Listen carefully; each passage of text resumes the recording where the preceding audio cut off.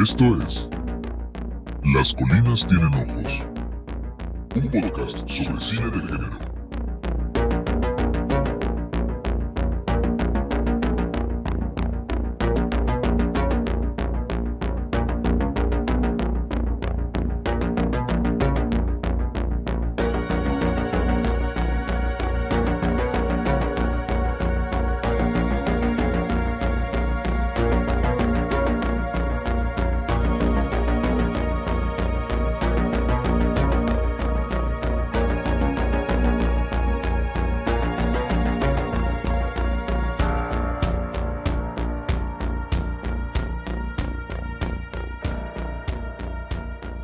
Buenas a todos, ¿cómo están? Sean bienvenidos a Las Colinas Tienen Ojos Podcast, un podcast donde hablamos sobre cine de terror, sobre cine de género.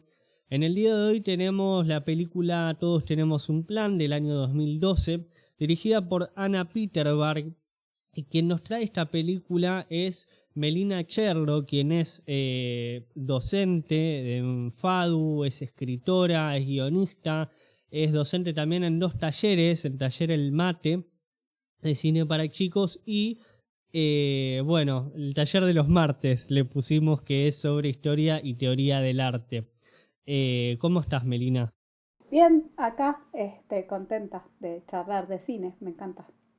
Gracias. Buenísimo, para mí es un gusto tenerte porque no muchas veces se tiene un docente. La verdad es que siempre el diálogo es distinto con un realizador, con alguien que habla en redes, pero con un docente yo siento como mucho más respeto. Y nada, quería hacerte la pregunta que le hago a todos, que es ¿por qué la elección de la película? A mí me sorprendió la elección. Vos me dijiste que yo elija mi película favorita y para mí eso es muy difícil, muy difícil porque me gustan muchas películas y muchos directores de distintos géneros. Pero Todos tenemos un plan, es una película argentina que me gusta mucho y que es parte de mi último libro, que se llama Tres directoras argentinas, en donde trabajo justamente analizando tres películas contemporáneas de tres directoras argentinas. Una de ellas es Todos tenemos un plan, la otra es Las vidas posibles de Sandra Gugliotta y El prófugo de Natalia Meta. Mira. Sí, y ahí trabajo mucho el análisis de las tres películas en términos de género, del género fantástico, del tema del doble. Entonces me pareció que estaba bueno y que además está bueno en este contexto en el que estamos, en donde está tan difícil filmar películas, es tan difícil, en donde están recortando el Inca, lo están destruyendo y es tan importante para la realización de nuestro cine. La industria cinematográfica en la Argentina históricamente es muy importante. Entonces me pareció que ya que tenemos películas que son de género fantástico, que podamos hablar de eso, y me gusta hablar también de una película dirigida por una mujer que está buenísima. Así que eso fue más o menos como la propuesta o lo que se me ocurrió, lo que te propuse para charlar. A mí me pareció como una elección interesante porque es una película que le gusta mucho a mi padrastro y aparte le gusta el nombre, lo cual es verdad que tiene un nombre. Sabes que siempre me la confundo con Todos lo saben, que es la de Asghar Farhadi del 17. No sé por qué, pero solo por el nombre. No, me parece muy interesante. De paso, el libro ya está disponible, digamos. Sí, el libro está disponible, digamos, es parte de una colección preciosa que se llama Estación Cine, de una editorial rosarina que se llama Ciudad Gótica. Ellos tienen una colección, la colección Estación Cine tiene un montón de libros muy lindos. Mi libro anterior, Diálogos con Diotima, que también trabaja sobre estas cuestiones de mitos, cine y demás. Y, por ejemplo, hay toda una colección sobre las películas de Damián Cifrón, escritas por Alberto Tricarico. Y también hay unos libros preciosos de Marcelo Bigger, que sacó, por ejemplo, el último es sobre Klaus Otet. Ahora no se me vienen y los otros libros y que no me maten mis compañeros de colección, pero la verdad es que es una colección muy linda para toda la gente que le interesa estudiar cine y leer materiales, son libros de ensayo que están buenísimos, se pueden comprar por la página web de la editorial. Hay algunas librerías en Bien. Buenos Aires en donde se pueden conseguir. Ellos tienen ahí en Rosario una librería que todavía no fui, espero ir a Rosario a presentar en algún momento a los libros pero sé que es muy linda, que es una librería muy linda que tienen toda la colección. Así que bueno, eso, Buenísimo. de los libros, ya después te lo voy a hacer llegar para que lo leas. Bueno, invitamos a toda la gente también que esté interesada en libros que hablen sobre cine, que profundicen sobre cine. Me gusta también ahí la lección del prófugo, es una película que también me gusta mucho y que es muy interesante de analizar. Está bueno, las tres películas trabajan sobre el tema del doble, como que hay algo que despliegan a partir del conflicto de los protagonistas que tiene que ver con esta cuestión del espejo y del otro lado. Y recién decías, bueno, que te gustaba el título, todos tenemos un plan. Te iba a decir, bueno, si querés podemos empezar hablando del título. Sí, sin duda, sin duda. No,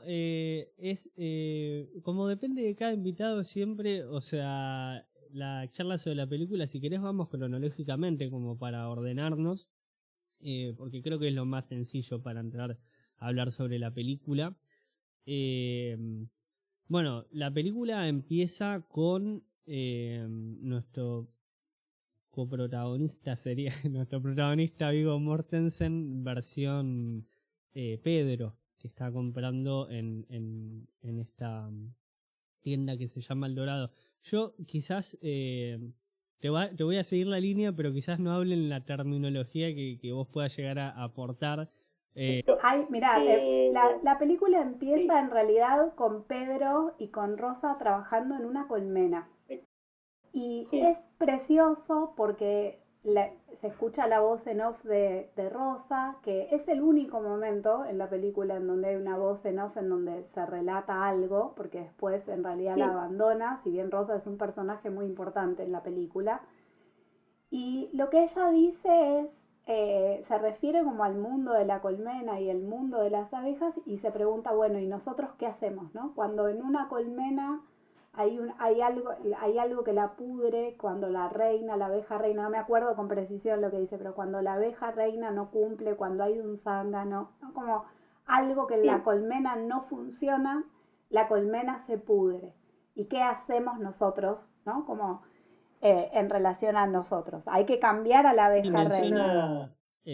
Menciona lo del cambio, que es importante, y abre la pregunta hacia el espectador de qué debemos cambiar. Que debemos cambiar. Y es precioso porque la imagen arranca con la colmena, estamos como adentro de la colmena y de repente se ve que sacan como una madera, ¿no? Como que se ve el otro lado. Y entonces ya la película desde el vamos te plantea la idea de que hay dos mundos, de que hay un lado y hay otro lado, ¿no?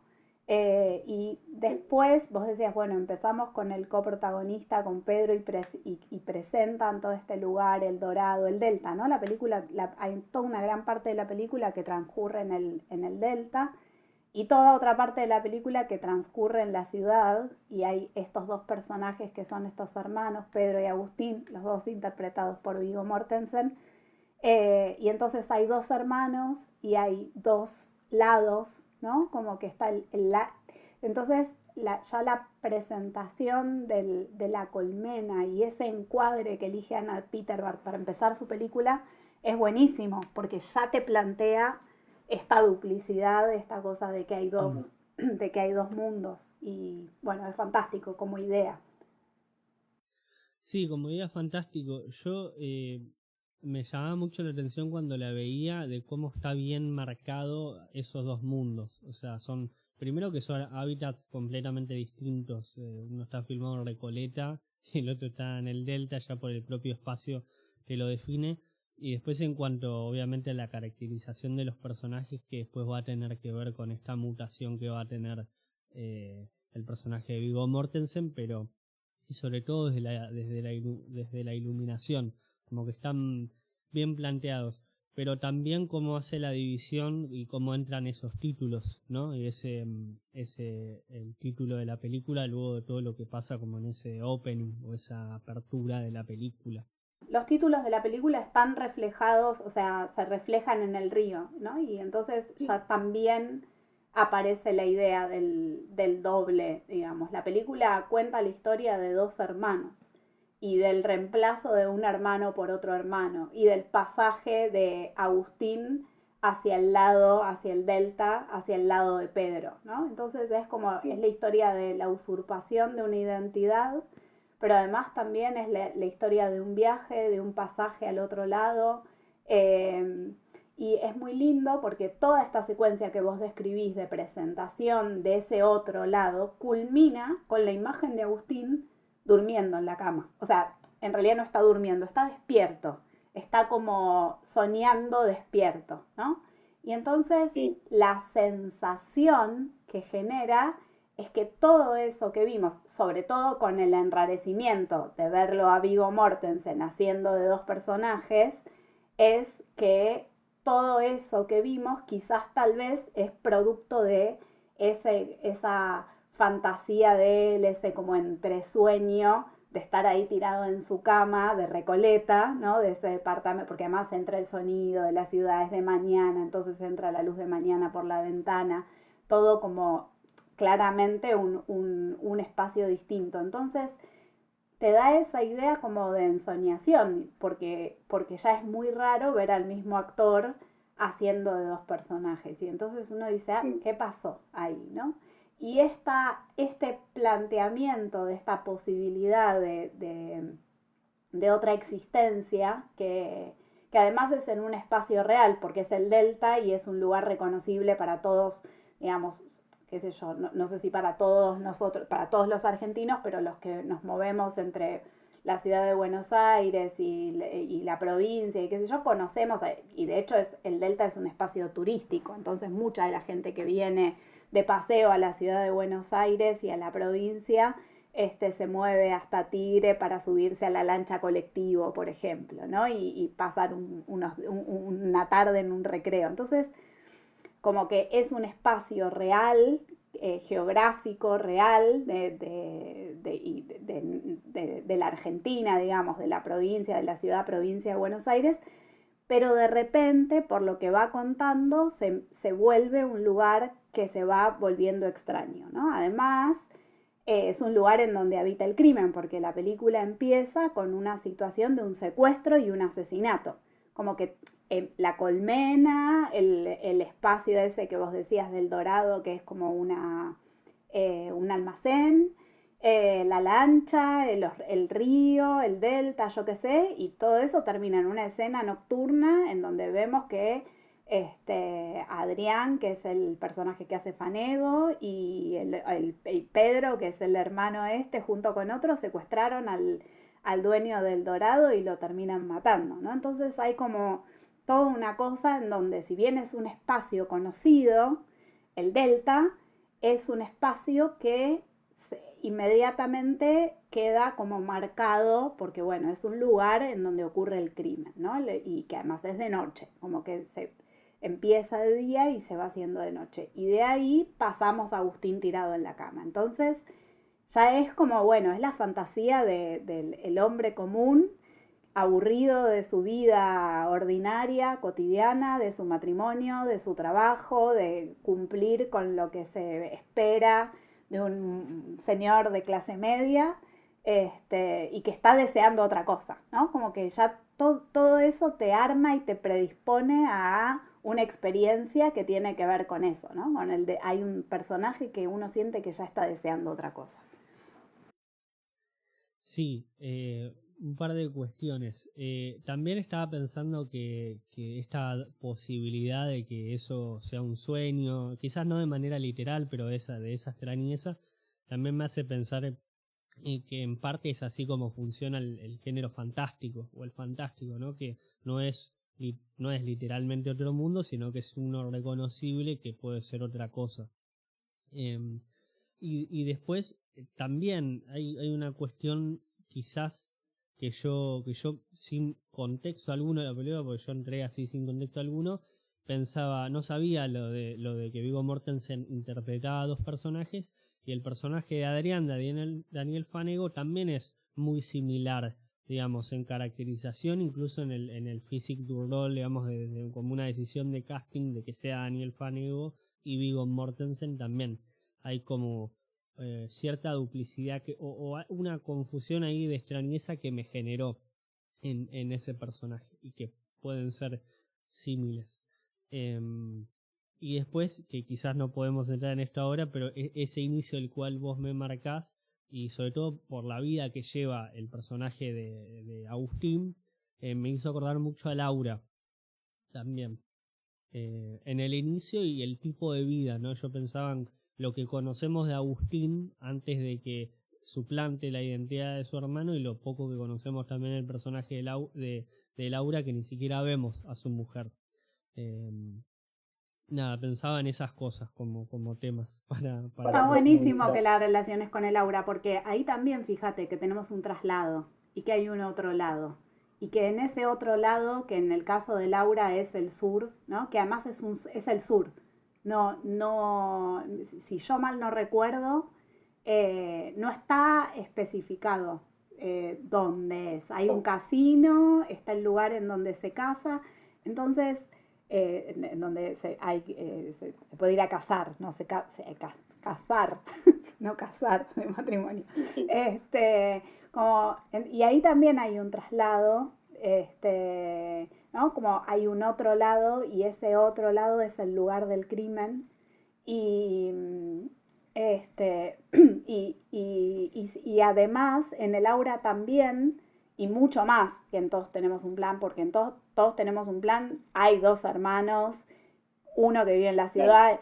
En el aura no sabemos si pasó lo que pasó, si no fue un sueño. O sea, hay muchos indicios, es una película para agarrar si querés otro día, pero digo, hay muchos indicios de que fue un sueño del personaje, un sueño diurno, ¿no? Como la imaginación de él.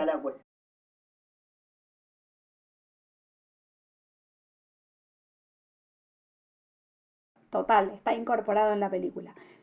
Esto que decías de la elección de Fanego y de ciertos parecidos físicos está buenísimo, porque la película lo que arma es que ellos en realidad eran tres amigos que se criaron juntos de chiquititos, y que si bien Pedro y Agustín son hermanos mellizos o hermanos gemelos, en realidad Pedro tenía más afinidad con el personaje de Fanego, que se llama Adrián, que con su propio hermano, ¿no? Como que se aliaba con Pedro y Adrián, se aliaban para fastidiar, para molestar a Agustín. Entonces, en realidad es como una historia de un triángulo, y que después está buenísimo porque cuando Pedro muere, cuando Agustín mata a Pedro y ocupa su lugar, el triángulo en realidad es con Rosa, ¿no? Como que hay una cosa de pares, de parejas y de triángulos.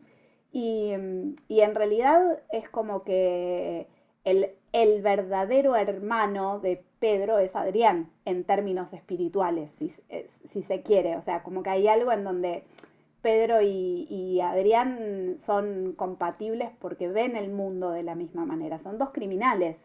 Y de hecho el plan que tienen ellos al final, porque el juego del título de la película es muy bueno lo que hace, porque es el personaje de Rosa que dice yo tengo un plan, no sé qué, cuál es tu plan, ¿no? Como que hay toda una cosa en donde lo ponen en juego en el diálogo, pero hay un plan criminal que es secuestrar a una chica o entrar a una casa en el delta de gente de una familia con mucho dinero y robar, y ese plan original es de Pedro. Pero lo que pasa es que Pedro se va a visitar a su hermano Agustín y Agustín lo mata porque Pedro le pide, porque Pedro está muy enfermo.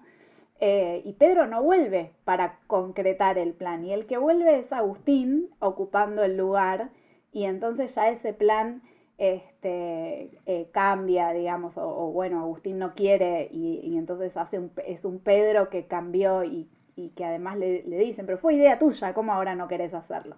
¿No? Si fue idea tuya, bueno, claro. Entonces hay algo de esta caracterización de personajes y de este parecido físico, de la forma, porque además hay algo muy lindo que es el cómo se mueven en el Delta. Cuando uno los ve en la primera escena, que los ve juntos a Pedro y a Adrián, se mueven parecido, ¿no? Como que hay algo en donde tienen y son hoscos los dos y se tratan así, pero se entienden.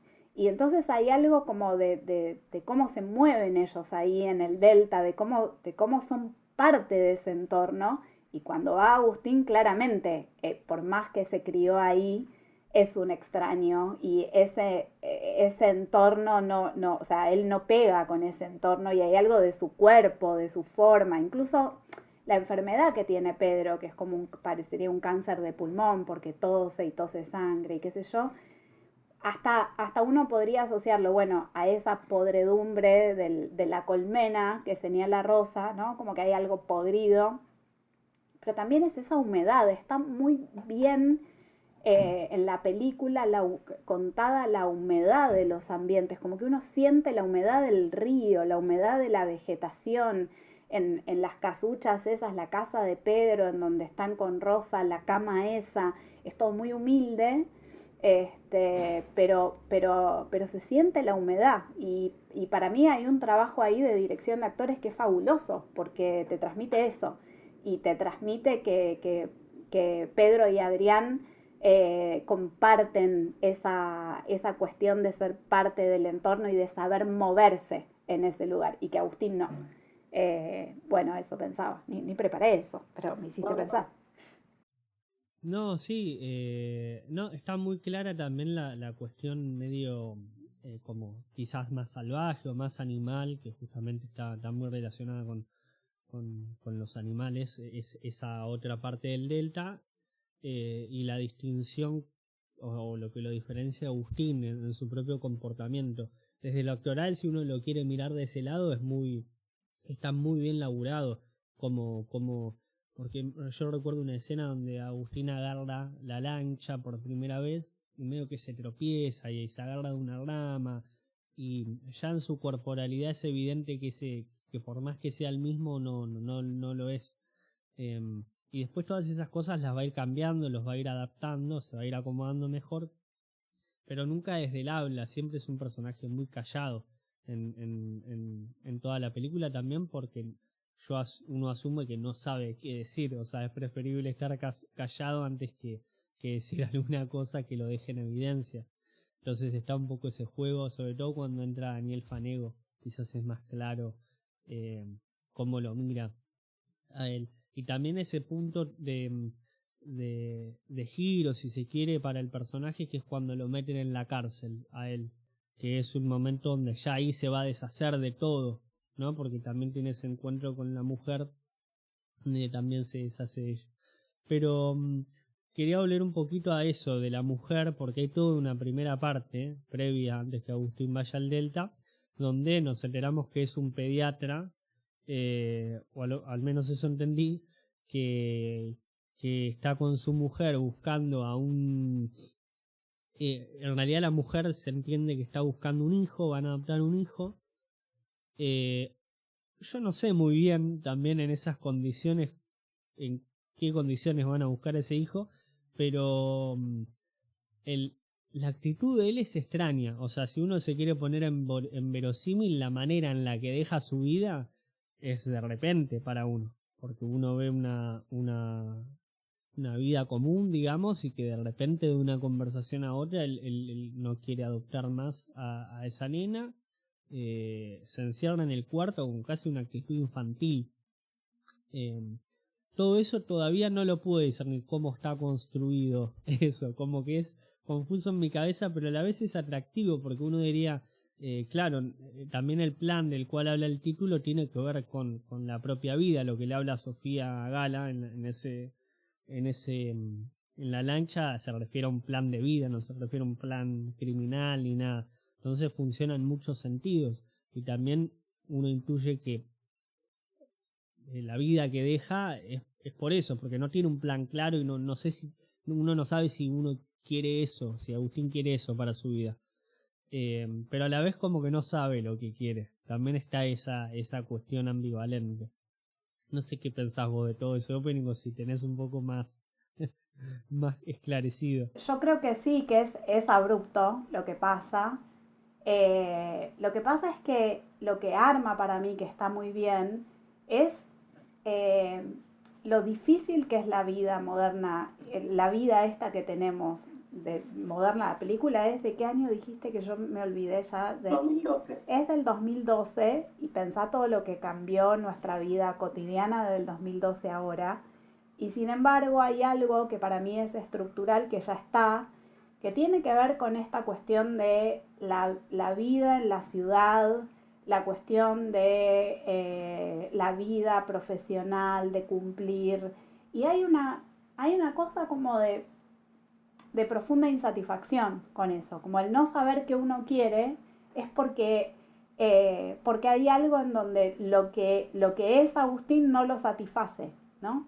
Y Claudia es una mujer de la Argentina moderna, es una mujer independiente que trabaja, es una profesional, trabaja como es enóloga o algo así, porque en un momento habla como de que se fue a Mendoza y que le hicieron una cata y no sé qué, entonces uno entiende que tiene que ver con eso.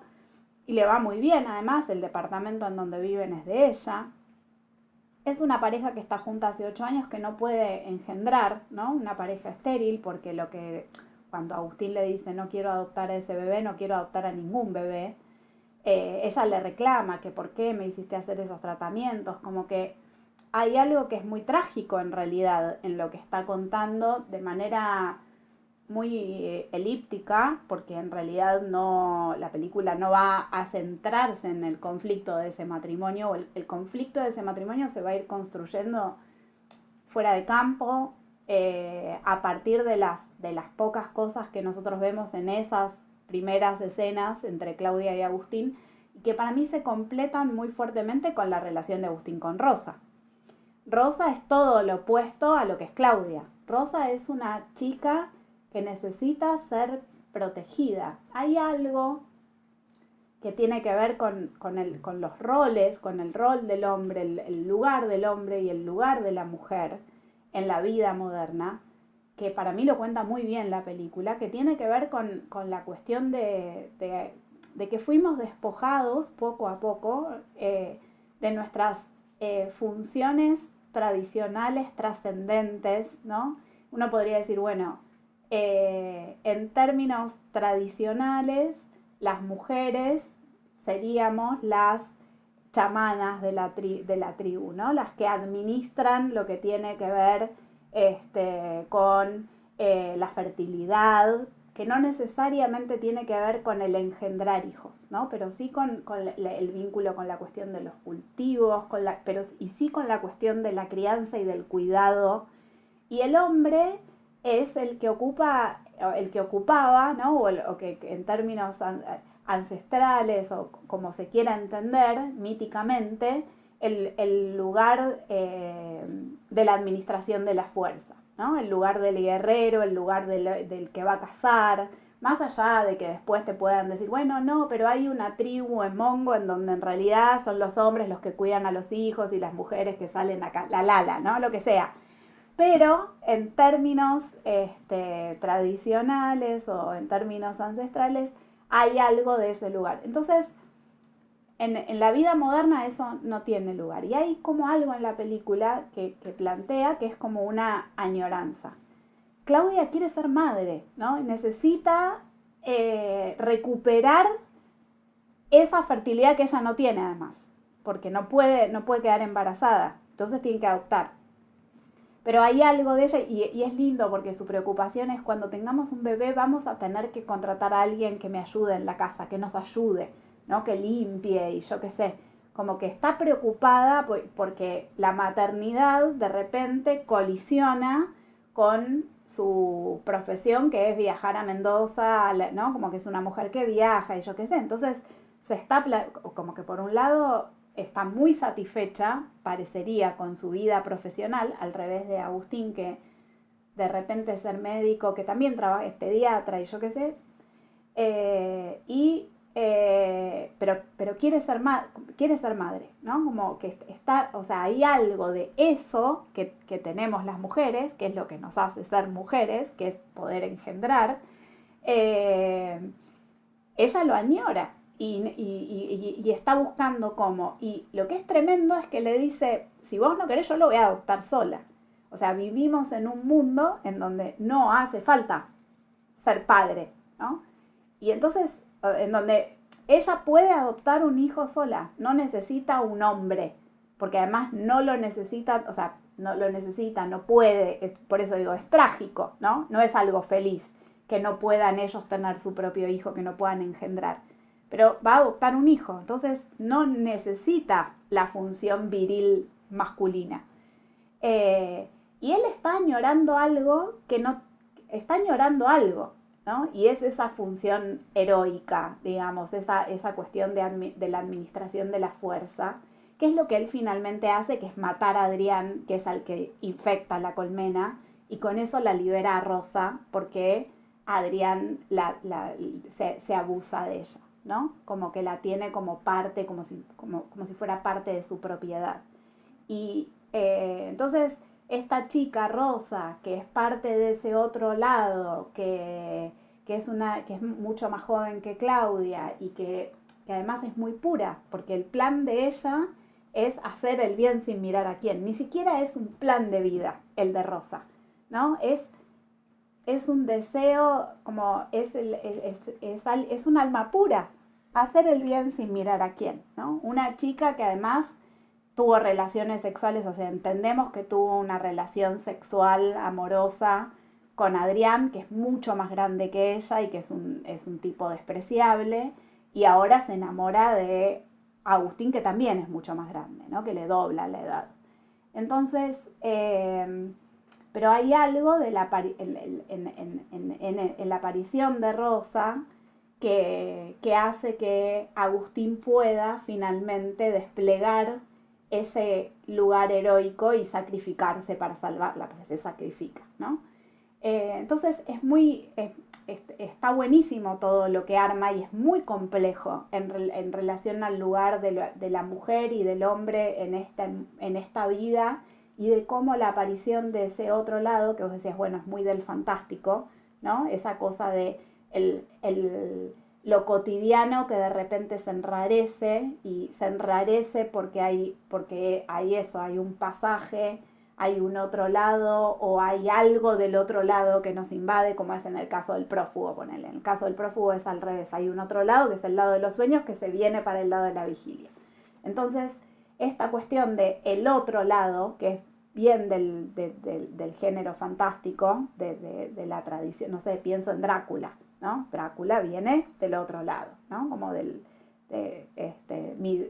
la Europa del Este hacia la Europa de Occidente, hacia Inglaterra, el corazón. Entonces, esta idea del otro lado, en donde del otro lado, de repente Agustín encuentra a ese ser mítico que perdió, que es ese lugar heroico, y termina finalmente, porque además lo mata a Adrián ¿cómo es?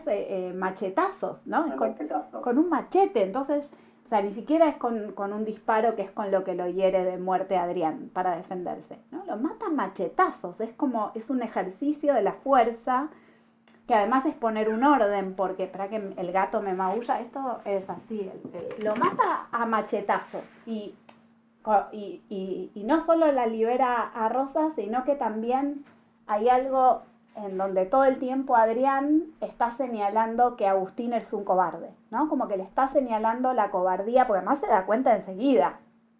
Adrián no es ningún boludo, se da cuenta enseguida que no es Pedro, ¿no? Está 5 minutos con él y se da cuenta. Y lo empieza a jugar eso, le empieza a decir, que Agustina esto, que Agustina aquello, ¿no? No le dice, o sea, como que juega a eso y a torearlo, y aparece como la cuestión de la cobardía de Agustín, ¿no? Porque lo podían cargar, hay un flashback sonoro muy lindo cuando él está paseando ahí como por un bosquecillo del delta y se acuerda que lo ataron con una soga y lo dejaron ahí, ¿no? Suéltenme, no sé qué, ¿no? Entonces hay como una cosa de la humillación que Pedro y Adrián ejercían sobre él y el desagrado que Agustín siente por Adrián, como que lo detesta y sabe que, o sea, porque es el que lo separó del hermano también, ¿no? Como que hay como algo en donde la separación con el hermano no es solamente espacial, no es que uno vive en un lado y otro vive en el otro lado, y que uno estudió medicina y se quedó a vivir en la ciudad y el otro, y él dice, Pedro siempre hizo lo que quiso, ¿no? Lo dice Agustín en un momento sobre el final de la película, él siempre hizo lo que quiso.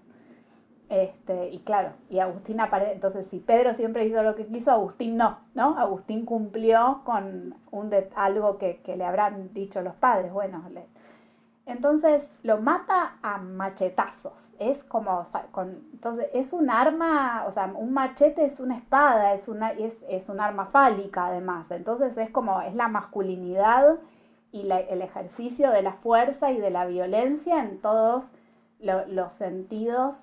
Entonces hay como una restauración de esa función que él anhelaba, que es una restauración extrema, como corresponde, digamos, como que bueno, es un sacrificio, ¿no? Ahí también aparece una cuestión crística, si queremos, ahí, que está bien, se sacrifica por para salvar la rosa, ¿no? Como... Sí, y también pensaba que esta incapacidad que él tiene está también puesta desde el lugar de que es un pediatra y hay una escena donde es sobrepasado porque unos niños se pelean en una sala de estar, digamos, como una cosa muy mínima aparte. Uno no se quiere imaginar qué sería, ¿no?, ejerciendo de padre, ¿no? Y también hay una cuestión con cómo se le dice a Rosa, el apodo, la cuestión de Picción, ¿no? De que ella tampoco se autopercibe como una niña, que tampoco es una menor, o sea, es una persona que va a cumplir 21 años durante la película, es una adulta, digamos, pero es notoriamente mayor y también con una actitud como por momentos... desde la voz, me imagino, viste que ella tiene como una voz como muy... no sé cómo explicarlo, definirlo, pero me sale como aniñada, más allá de que ella no pretende serlo, es inevitable llamarla por ese apodo, es el apodo por el cual Adrián la va a molestar durante toda la película, y es un apodo también que le sale natural a Agustín decírselo en la escena cuando ellos se dan un beso por primera vez, porque es una cuestión también de semejanza, ¿no? De que uno tiene o sea, es común, digamos, es como está caracterizada ella también, muy blanca, pálida, aparte tiene como una cara muy, muy extraña, Sofía Gala, y claro, es como algo que le sale naturalmente y que, bueno, ella le dice, te dije que no me gustaba que me llamasen así, también está puesto en ese sentido. Y pensaba en la escena esa también que vos mencionabas del machete, que quien termina de matarlo es el sobrino estúpido, el sobrino idiota, con ese arma de fuego que encima es una escopeta gigante, que también cumple un rol durante toda la película como del otro extremo, al cual también el otro personaje, nuestro personaje Agustín, tampoco es eso, ¿no? O sea, tampoco es ese personaje. Y a la vez hay una cuestión que todavía tampoco la termino de descifrar, que es con el lenguaje o la familia de donde proviene ese personaje que me sale, que es el nombre del secreto de sus ojos, porque es como lo más conocido que hizo, pero que tiene toda su familia que hablan otra lengua, ¿no? Y que también la abuela de esa familia, también hablando de la cuestión de la chamana, digamos, la chamana de su familia, al toque le saca la ficha también. Agustín sabe que es un impostor y le dice que es un mentiroso, de hecho, en la película. Pero nada, eso pensaba sobre lo que estaba diciendo. Sí, yo creo que que son guaraníes, no estoy segura porque soy medio ignorante con eso, pero pero está esta cosa de que es la familia de él y que Adrián es como el padrino, o sea, están vinculados, pero es el padrino, ¿no? También es lindo eso, es el padrino, entonces tiene que hacerle caso a su padrino, digo, con lo que implica en la historia del cine ser el padrino, ¿no? Y es muy linda esa escena porque la vieja, que es la que está ahí en el fuego y yo qué sé, le dice, sos un mentiroso, y se lo dice en guaraní, ¿no? Y se lo dice y él no entiende nada, y está buenísima. Pero me quedé pensando en Rosa, y lo bien que está Sofía Gala en la película, y que Rosa tiene esto que vos decís, aniñada, de hecho está vestida de rosa, que usa un suétercito rosa, está vestida de una manera, o sea, no es una femme fatale del film noir, ¿no? Usa una camisita, está como, hace frío además en el Delta, y es una piba de ahí, entonces la ropa que tienen es una ropa que se la nota sucia, vieja, usada, ¿no? Como que no están sucios, pero o sea, todos están con ropa que no es la ropa de Claudia, ¿no? Claudia está vestida, Claudia tiene ropa buena, nueva, en cambio, pero Rosa está vestida de rosa y usa camisita y usa, o sea, es una piba de ahí del Delta que labura y que además labura un montón, porque labura en El Dorado primero atendiendo el almacén y labura con Pedro en los cosos en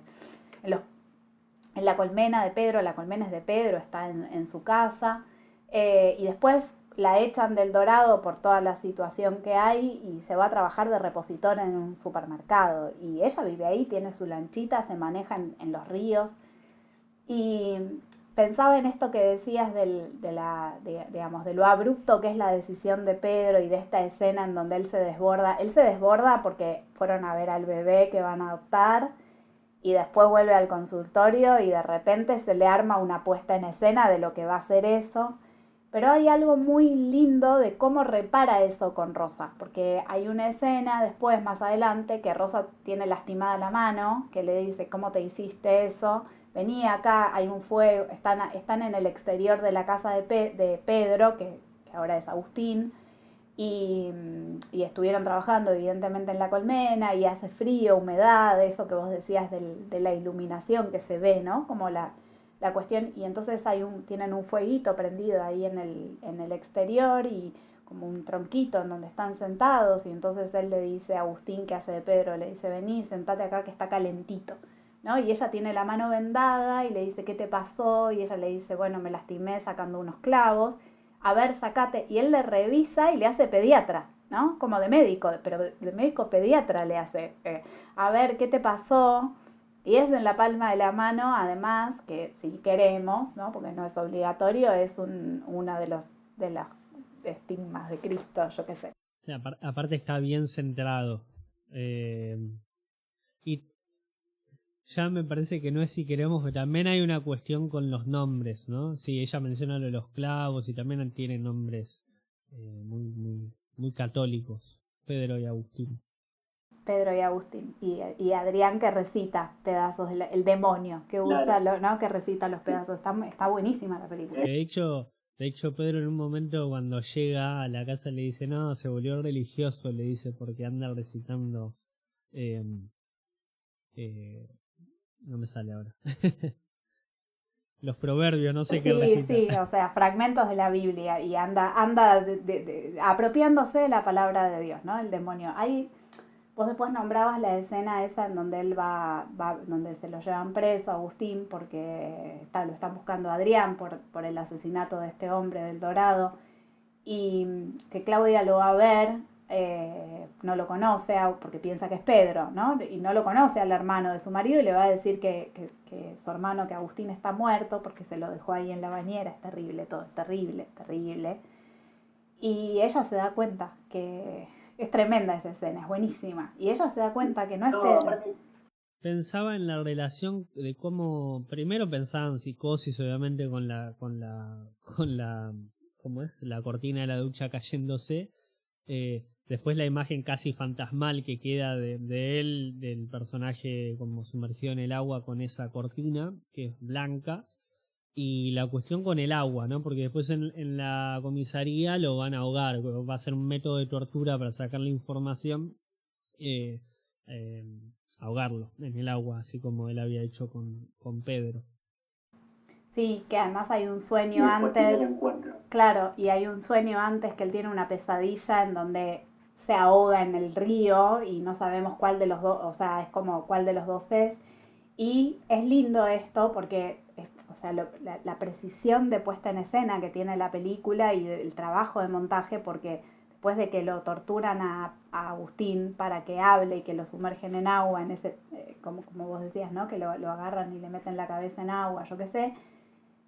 Vamos a una escena de Claudia que está toda vestida de negro, de luto, se está mirando en el espejo del baño y atrás está reflejada la bañera, o sea, se ve en el reflejo la bañera en donde Agustín mató a Pedro, ¿no? Y en donde Claudia encontró el cadáver del que ella creía que era su marido. Después va a ir a la comisaría y se va a dar cuenta que no, que el marido le dejó el muertito a su hermano, ¿no? Y después de eso, de agua y de la tortura, y una vez que se produce el encuentro entre Claudia y Agustín, y Claudia se da cuenta que es Agustín, y Agustín cierra eso definitivamente, cierra con Claudia definitivamente, lo siguiente que vemos es cómo le queman la casa a Adrián. Entonces, porque los hijos del tipo del Dorado se vengan de Adrián y le queman la casa. Entonces, pasamos del agua al fuego, del terminar con Claudia a algo que se quema, que es, bueno, el pasado es como la transformación completa de Agustín, como bueno, ya no queda nada o sea, ahora Agustín es Agustín Pedro, o es Pedro, o es, no sé bien quién es, porque no es ni el uno ni el otro, pero de Agustín ya no queda nada, ¿no? Porque además el cuerpo del muerto fue cremado.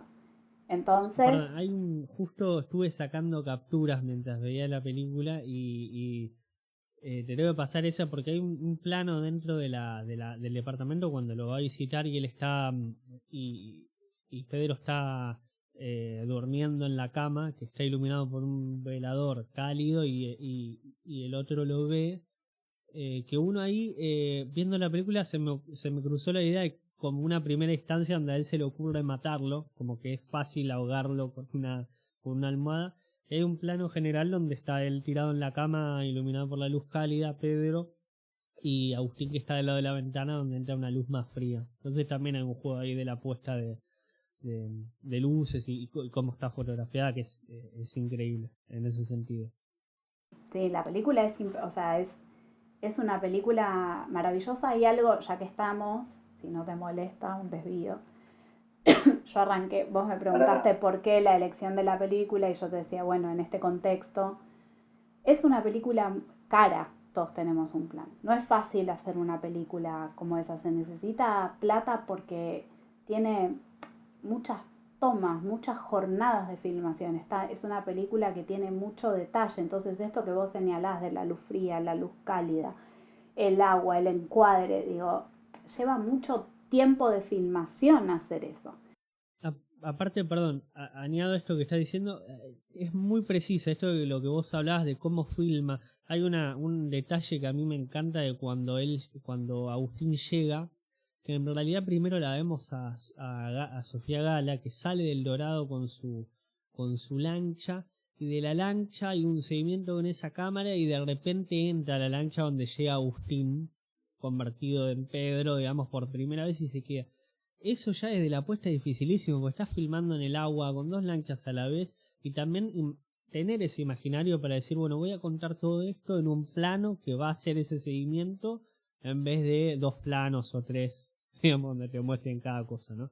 Quería añadir eso nomás. No, está perfecto. Yo lo que digo es que para llegar a todo esto que estamos describiendo, para poder hacer una película con esta producción, bueno, se hicieron un montón de otras películas quizás fallidas, ¿no? O sea, uno mira los técnicos que elaboraron y son gente que trabaja un montón en cine. No me acuerdo ahora, bueno, pero el director de fotografía, creo que es Lucio Bonelli, es alguien, digamos, que sabe un montón. La propia Ana, las experiencias de ella como directora y como asistente de dirección, como como que hay una cosa de que para llegar a hacer una película, como todos tenemos un plan, hay, digamos, un trabajo de formación de profesionales que hubo que hacer y que gente que trabajó en un montón de otras películas. La productora, una de las productoras es Vanessa Ragone, eh, que es alguien que tiene un montón de experiencia, o sea, que ha años y años de producir y producir películas, y primero cosas muy chiquitas y muy humildes. Como que hay toda una cosa de que no se llega a hacer una película así de la noche a la mañana. Entonces está buenísimo poder charlar y desmenuzarla y entender todas estas cosas, porque es una manera de entender cómo se hace cine, cómo se filma una buena película, y darle un valor también a nuestro cine como producto en términos culturales, y para poder entendernos también como argentinos, porque todo lo que plantea la película es muy argentina, es muy nuestra, es muy de nuestros conflictos, de lo que nos pasa, y además es universal, ¿no? Porque también el conflicto entre dos hermanos, alguna vez charlando con Ana, ella me decía, pensé mucho en Caín y Abel, ¿no? La película, digo, hablábamos de la cuestión crística y demás, pero digo, el relato bíblico, en los relatos bíblicos hay un montón de historias de hermanos. Las historias de los hermanos son las que sostienen historias trágicas de hermanos, pero la primera, ¿no?, es la historia de Caín y Abel, y es la historia de un hermano que mata a otro, y que además, después de matarlo, es expulsado, o sea, es castigado y está condenado a vivir con su castigo. Entonces, es buenísima la película, como que ataca desde todos los lugares. Es una película tan pensada, tan detallada de todas estas cosas, que bueno, nada, está buenísimo poder charlar de la película y pensar esto, ¿no? De cómo a través de los encuadres y del montaje y de la sucesión de acciones se van armando y se van construyendo estas miradas, que es sobre lo argentino, sobre lo humano, sobre lo bíblico, ¿no?, sobre lo mítico. Como es fantástico eso, que una película permita todas esas cosas. Sí, aparte de una película que para mí lo que le destaco en valor de cuando uno está viendo la película es que no te das cuenta. O sea, eso es lo mejor para mí siempre, ¿no? No te das cuenta de la dificultad y qué sé yo quizá me di cuenta de esa cuestión técnica porque estudié, ¿viste? Pero estudié la técnica, ¿viste? Y uno como que le dice, bueno, no es jodido. Aparte, toda una película transcurrida en una zona hostil también, porque en la vida real es una zona hostil el Delta. Nada, tiene muchas complicaciones. Mismo vos hablabas de la cuestión, digamos, de lo que tienen que pasar los profesionales, ¿no?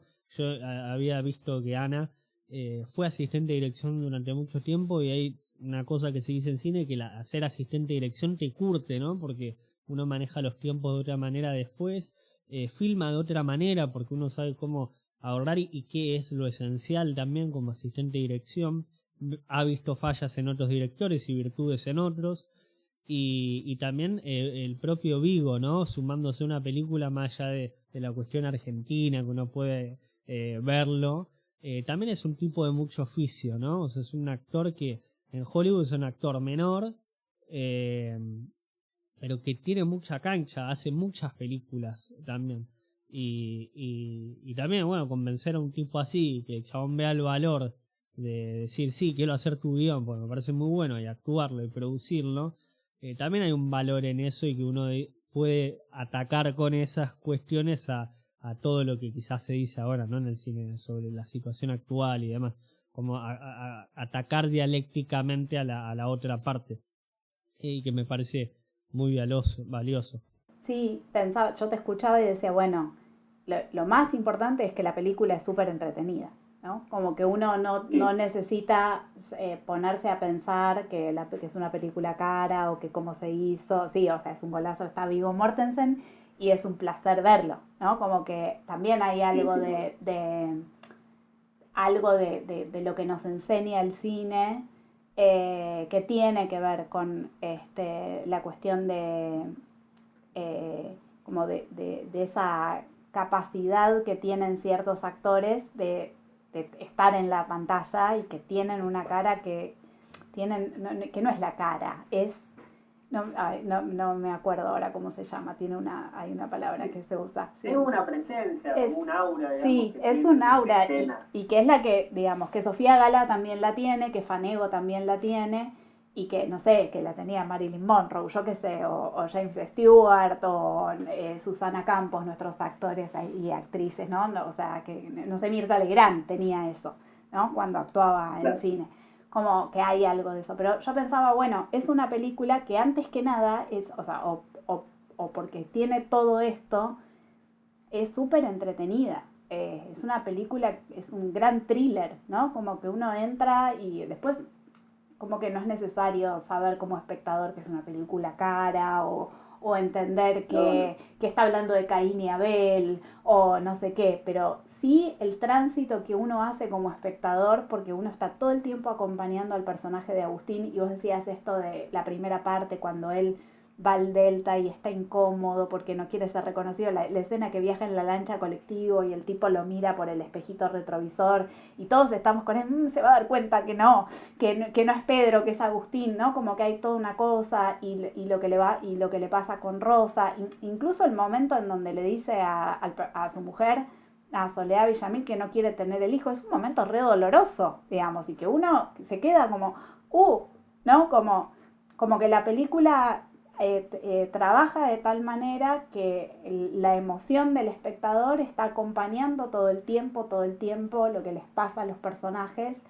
Y bueno, y si uno desanda camino y se pregunta, bueno, ¿por qué la película me pega como me pega? Porque en realidad primero es eso. Vos me decías, ¿por qué elegiste la película? Porque vi la película en cine y dije, uy, qué bárbaro esto. Y quedó ahí porque era una película muy rara y muy distinta para la época. Y después la volví a ver y dije, che, esto es genial. Y después la volví a ver y dije, esto está buenísimo. Como que uno puede pensar sobre las películas y las vuelve a ver, digamos, cuando hay una película que te gusta, y eso lo puede hacer cualquier espectador, no hace falta ni saber de cine ni nada, o sea, es querer entender por qué me gusta una película, qué es lo que me gustó y volverla a mirar y volver a pensar. Es como leer varias veces un buen libro, ¿no? Volver a leer un cuento, volver a leer un ensayo, lo que sea, que volver a mirar un cuadro, ¿no? Un cuadro uno lo puede volver a mirar una y otra vez y si el cuadro funciona, no se agota. Yo qué sé, yo voy a ver La Vuelta del Malón al Museo de Bellas Artes y no me canso. O algún cuadro de Van Gogh que hay ahí, o no sé, no me acuerdo ahora, pienso en La Vuelta al Malón, que es una cosa que uno no puede creer lo que está ese cuadro, ¿no? Entonces, como que primero es eso siempre, ¿no? Primero es que es una película súper entretenida y que uno acompaña efectivamente al personaje todo el tiempo y que uno se emociona, se asusta, o sea, que todo lo que le pasa a Agustín te pasa a vos.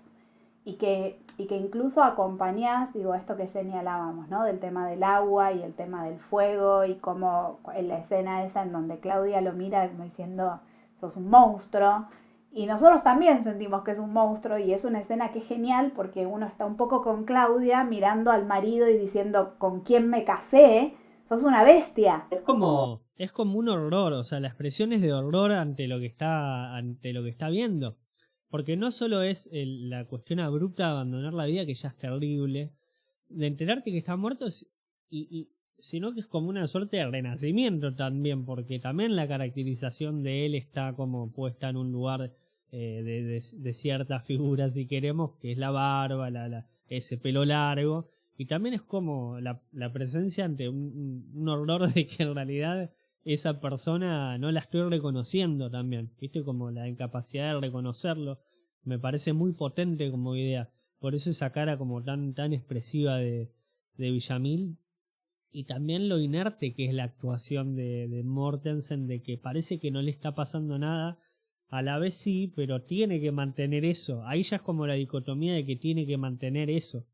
Y también pensaba en la idea de que nosotros seguimos un personaje que mató a alguien, ¿no?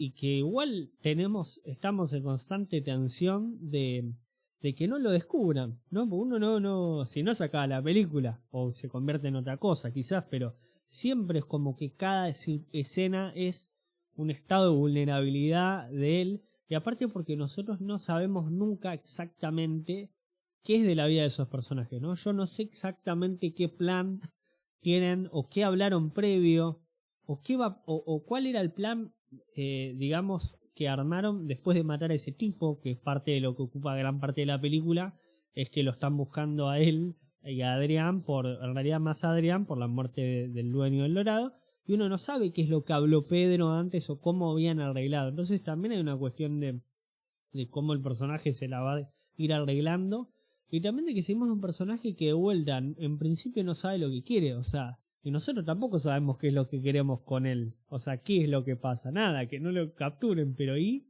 Sí, que Entonces, además es terrible el planteo porque es, no solo no sabemos, sino que estamos con un personaje que mató a alguien, y no solo mató a alguien, mató a su hermano. Claro. Mató a su hermano, mató a su otro yo, o sea, es muy zarpada la película en ese sentido, porque no es mató a alguien, es mató a su hermano. Es uno de los crímenes más grandes de la historia de la humanidad. Matar a, vos nombrabas Psycho, ¿no? Psicosis. Matar a tu madre, matar a tu hermano, matar a tu padre. Son los tres crímenes, o sea, es lo que no. O sea, después tampoco podés matar a nadie, pero digo, el crimen de haber matado al dueño del Dorado, en ese contexto, ¿no? Que estamos en el Delta y son unos lumpenes que roban y que estafan y que todo es así, es como estás en el Far West, ¿no? Entonces, sí, es como, bueno, entonces como que decís, lo mataron y sí, pero ya sabés que son, o sea, lo habían secuestrado para extorsionar y que les paguen el rescate, o sea, todo es, y ya habían hecho otra cosa, o sea, son una asociación criminal y te los presentan de movida, sí. Entonces, como que que cuando matan al tipo del Dorado, es como que es la confirmación de que ya sabes quiénes son. Ahora, Agustín, que es el médico casado con Claudia, que va a adoptar un bebé, que vive en Recoleta y no sé qué, mata a su hermano. A la primera que tiene oportunidad, aparte.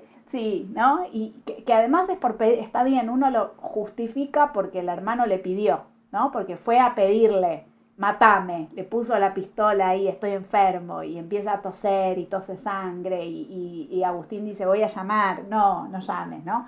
Es toda una situación. Pero aún así, lo mató y lo ahogó, ¿no? Es re violento todo. Entonces, y uno está con él.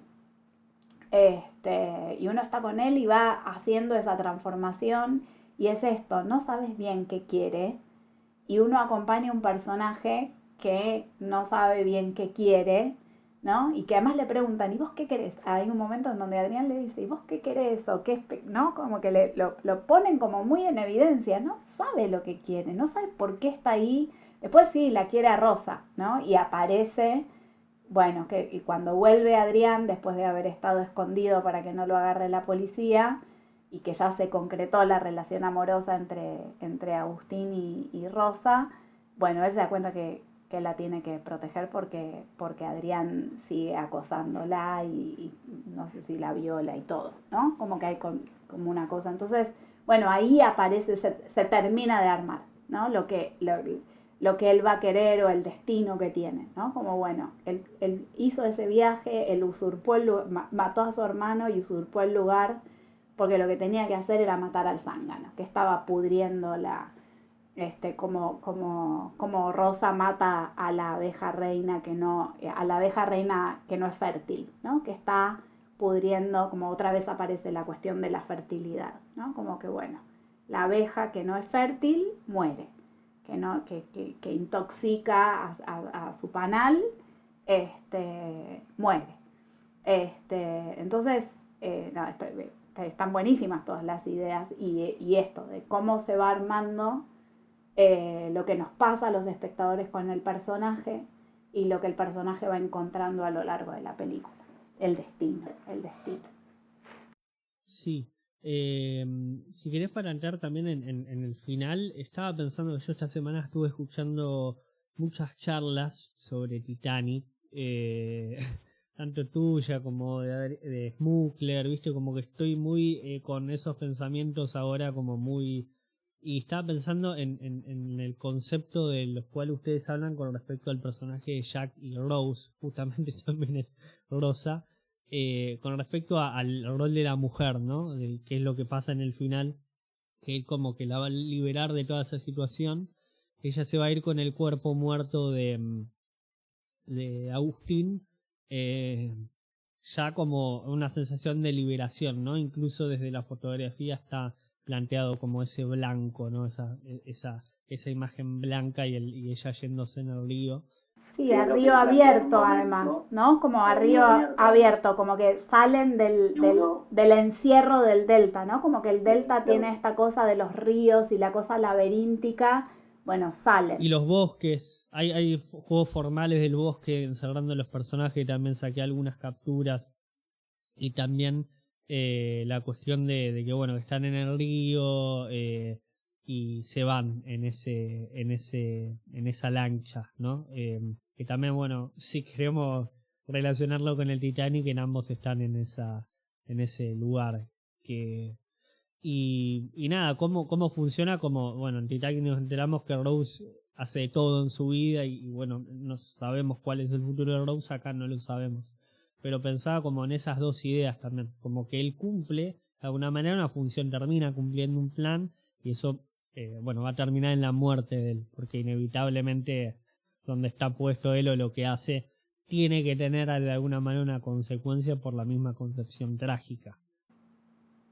Sí, sí, o sea, es esto que decíamos hace un rato de que él encuentra ese lugar, o sea, esa añoranza, ese vacío que él siente, ¿no? Hay una cosa de vacío de la vida moderna, del matrimonio y demás, que a Agustín no lo llena esa forma de paternidad, ¿no? Como que esa forma, también vos decías como que la conducta de Agustín en toda esa primera parte es infantil y hay como algo de la cuestión como de volver a la infancia, ¿no? Porque volver al delta es volver a ese lugar.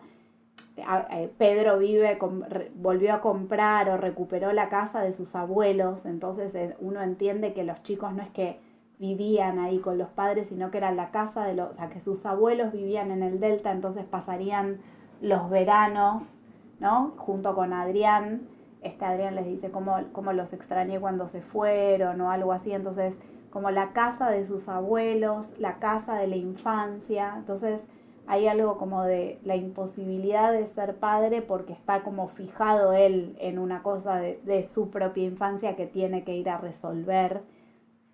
Y entonces Rosa aparece como esa inocencia y como esa cosa infantil, pero no infantil de chiquilina, ¿no? Como, por eso le molesta que le digan la pichona.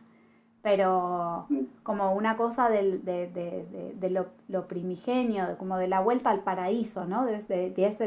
A ese lugar originario. Y entonces por eso el final es tan emocionante porque la libera a Rosa, como bueno, él va y cumple con eso de curar esa infancia, ¿no? Como de volver, pero de curar esa infancia que es la propia y también es la de Rosa, porque a Rosa también la acompaña en ese rito de pasaje. Ella, como vos decías, ¿no? Ella cumple 21 y pasan la noche juntos y tienen una relación sexual. Y entonces hay como toda una cosa de iniciarla a Rosa también, de dejar la infancia, ¿no? Y de convertirse en mujer. Como que hay algo de eso y que en comparación con Titanic también es lo que hace Jack en un punto con Rose, ¿no? Y es lindo que esté el tema del barco, porque el barco tiene toda una simbología, si queremos, que enseña Ángel Fareta, que tiene que ver con la cuestión alquímica, y entonces con el barco como contenedor de esa transformación, de algo que se cocina y que en Todos Tenemos un Plan empieza con la bañera, porque además es Agustín mata a Pedro en una bañera con agua, y Agustín va a morir ya transformado en algo que no es ni el uno ni el otro, quizás es una síntesis de los dos, en un bote que va a estar flotando sobre el agua. Entonces bañera y bote se nos hacen también como como imágenes similares, ¿no? Como cosas que están emparentadas y que son parte de esa transformación y de esa unión entre los hermanos, que además entendemos que se van a volver a juntar, porque están los dos muertos ahora, ¿no? Como que se van a volver a juntar en ese río que conduce al mundo de las ideas, al lugar de las almas, donde ya estuvimos según Platón, ¿no? Como que, o sea, todo lo que abre la película, porque, bueno, el río ese, ¿no? El río hacia el cual es el lugar en donde estuvimos alguna vez. Todos estuvimos alguna vez en el mundo de las ideas de Platón, todos estuvimos en el paraíso, todos fuimos expulsados. Es el lugar al cual volver, ¿no? Y entonces al final la película abre eso y Agustín va a volver a encontrarse con su hermano y Rosa, bueno, tiene todo el futuro por delante. Va a poder hacer el bien sin mirar a quién, ¿no? Porque a todo esto hay algo de este plan del que estamos hablando, que es que la presencia de Adrián se lo tuerce, porque al final, cuando Adrián se la lleva a Rosa y le pone a Agustín la chiquita que la secuestran, la nenita, la piba, la que juega al tenis, que es como parte del plan criminal que tenían y del cual Agustín se quiere retirar, pero Adrián, Rosa, que está ahí en la casa de Adrián y que está con una manta, que uno entiende que él medio se abusó de ella y Agustín llega y se da cuenta y yo qué sé, ella dice, voy a ir a buscar yo el rescate, ¿no? Como que vamos a decir, y entonces voy a ir a buscar yo el rescate y voy a traer la plata, ¿no? Voy a ir a buscar yo la plata del secuestro y la voy a traer y si sale todo bien, Adrián me va a dejar ir. Como que ella está comprando y entonces Adrián le tuerce el plan de Rosa. O sea, si Rosa tiene que cumplir, se lo tuerce, porque ella dice, quiero hacer el bien sin mirar a quién, ¿no? Agustín le dice, hacer el bien sin mirar a quién, ¿no? Porque ella dice, voy a hacer el bien porque no sé qué. Y entonces Adrián... Porque ya ese plan ya no es tal. Ya no es tal. Ya ejerció un mal. No, claro, es parte del plan criminal y entra entonces le tuerce, digo, es el zángano que pudre todo, que no tiene olor y que no sé qué, y ella le dice, ¿no? Lo anota en su diario, Adrián, sos un zángano. Entonces es eso, el mal que contamina, que va contaminando todo y él tiene que salvarla, porque salvar a Rosa es salvar toda esa pureza. Es preciosa la película, preciosa. Sí, aparte como idea también para cerrar esta cuestión de que él le repite lo que ella le preguntó en la cama, esto de si me vas a amar para siempre, ¿no? Como una cuestión de la eternidad también, ¿no? Donde él ya se va a quedar tranquilo y el para siempre es algo eterno también. Sí, es para siempre. Y también como esta cuestión quizás también de que él no tiene un plan individual como individuo, pero hay algo mayor que sí le puso un plan, ¿no? Que cumplir, ¿no? Y también ahí está la tragedia misma. Así que nada, así como para cerrar conceptos. Te hago una última pregunta para cerrar. Porque esto es algo que me venía preguntando, si tenías directores, directoras, películas de la actualidad, por lo menos en el cine argentino, a las cuales vos dirías tenemos que prestarle atención, además de esta película que estábamos hablando hoy. Cifrón siempre. Sigan a mi director con el que yo trabajo, a Martín Basterreche, que trabaja un montón, que hace muy buenas películas, que ahora están en pleno trabajo de postproducción de Lunática, que la filmaron en el verano, en noviembre, diciembre, y que están en pleno trabajo de postproducción. Espero que se estrene a fin de este año. Me agarraste desprevenida, no. Me parece que tenemos muchos directores. Natalia Meta es una directora. A mí las dos películas de ella me gustaron mucho. Sé que Sandra Gugliotta, la directora de Las Vidas Posibles, estuvo filmando o estaba en eso también. ¿Qué más? Me agarraste re desprevenida y no voy a nombrar qué feo.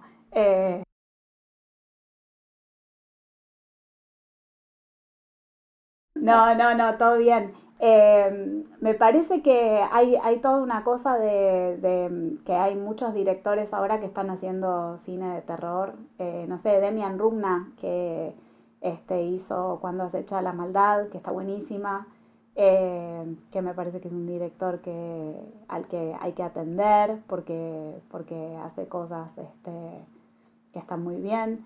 Yo qué sé, La Virgen de la Tosquera de Laura Casabé fue muy bien recibida por el público. O sea, me parece que tenemos, yo digo, hablo del cine de género. A mí me gusta mucho Gabriel Nessi, de género de terror y de género fantástico. A mí me gustan mucho las películas de Gabriel Nessi, que filma muy poco, lamentablemente es el director de Todos contra Juan, que quizás es una serie que conocen, que para mí está buenísima, y estrenó una que no me acuerdo ahora cómo se llama, la película con Luis. Mensaje en una botella. Mensaje en una botella, que para mí tiene cosas que está buenísima, que tiene unas ideas geniales, es un director. El documental de los Knacks a mí es un documental que siempre lo recomiendo porque, nada, me hace llorar muchísimo. Ay, no la vi esa, ¿es de Nessi? Creo que codirige Nessi, pero es un documental sobre una banda de los 60 que se perdió y quiere retomar después de 50 años. Bueno, y las dificultades que eso implica. Querer ser algo que ya no son. Ese es un poco el concepto. Está bueno. Bueno, lo voy a ver, porque no lo vi. No, nombraste documental y me acordé de que hay un falso documental de un director tucumano que no me viene el nombre ahora a la cabeza, me va a matar porque alguna vez nos hemos visto en alguna charla y eso, que se llama Zombies en el Cañaveral, que está buenísima, que tiene unos cuantos años, ya es un documental apócrifo, falso documental, muy lindo y que yo atendería a las películas. Me quiero matar, a ver, espera que le busco. No voy a poder buscar el nombre de él ahora. No te preocupes. Lo ponemos acá en los comentarios del video de YouTube y de Spotify también. Todo lo que estamos hablando que quede para que atienda a la gente que está viendo y escuchando. Es un director tucumano que es bárbaro. La película esa, no sé en qué andará, ojalá que esté haciendo. Hernán Goldfried es un gran director también, que ha hecho series, que hizo El Jardín de Bronce, que tiene un par de películas. Mira, me voy acordando así de algunos directores. Bueno, creo está que bien. Más o menos, no sé. No quería comprometerte. No, es una cosa que siempre me llamó la atención, como decir, bueno, ¿a qué le debemos como prestar atención?